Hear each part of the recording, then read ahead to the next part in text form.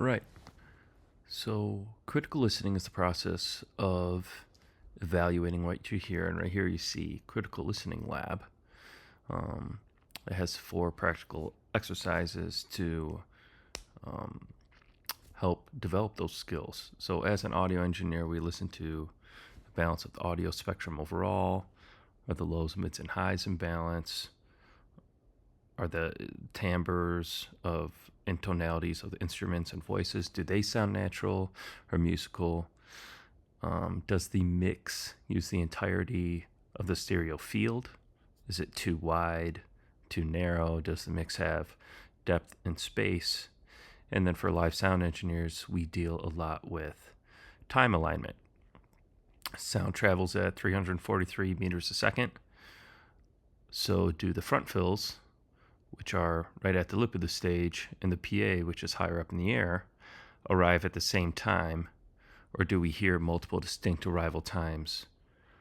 And are all the zones of the PA in balance with one another spectrally, volume-wise? With years of experience, we're able to isolate these problems in sound systems, and sound system components and mixes by using our listening skills. But those skills are acquired through practice as an engineer on the job. I've had lots of aspiring engineers ask me how to EQ, how to mix, how to operate a console, for example. And those are all great things to learn. But foundationally, the skill set, which is more important, is critical listening and technical ear training. So as a starting point, like I said, I created these 4 exercises that I think are going to be really useful for students and live sound engineers of all levels. So let's dive in. So right here, this first exercise is called the Pink Noise Trainer. After going through this exercise, the user will be able to perceive and associate spectrum and balance with the frequency band. So the test generates this pink noise, which you're hearing, and it applies a 12 dB boost or cut at a hidden frequency band, which you can't see. And the user uses the monitor section here to compare your answer, no adjustments or EQ made here, to the test question, which is the hidden EQ. So when I go over here, off, off, that's the idea. So as you toggle back and forth here, you can tell they sound the same. Submit your answer. It's correct. Next question. Too low. Still too low. There you are. So that's how a beginner might start using this exercise. As you progress, more frequencies are added.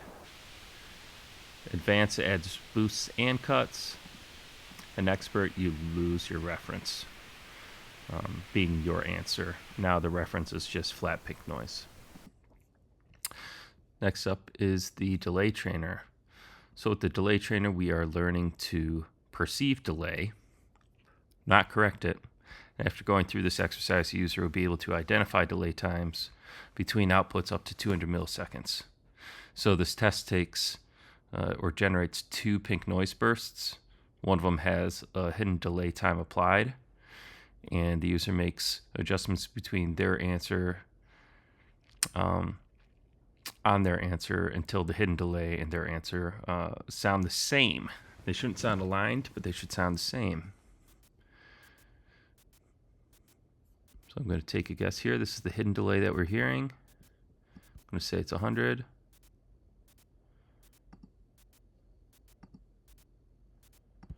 I'm just going to go here. I think that sounds correct. Hit submit. Boom, correct. Next question.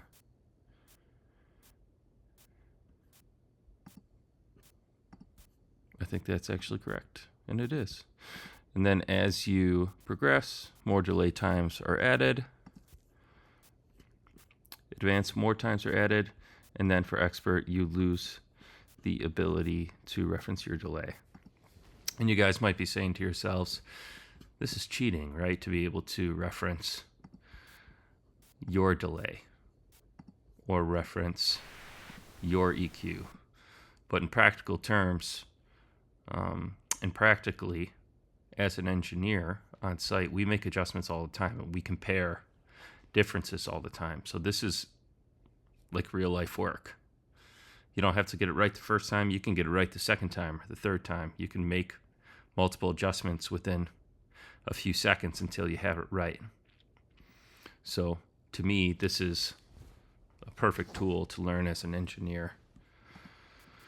Now we have the alignment trainer. So we learn to perceive delay times and associate them with a value in milliseconds. So the alignment exercise is a practical exercise that I use every show, where we identify the arrival time of multiple outputs, figure out which one arrives first, which one arrives last, and we begin to add delay to the first perceived arrival time until both outputs begin to be perceived as one unified source. So in this case, left is arriving first.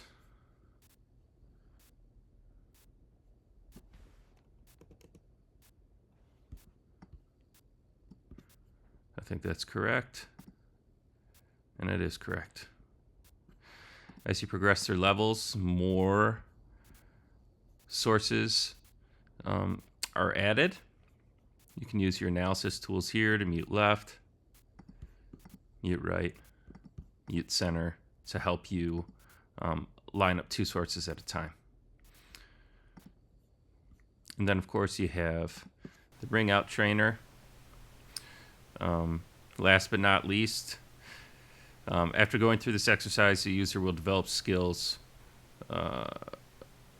to identify single frequencies that are on the brink of feedback. So this is another practical exercise for live sound engineers, monitor engineers, and breakout techs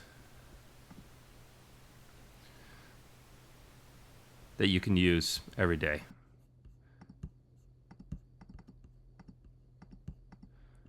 That should be working. But it ain't.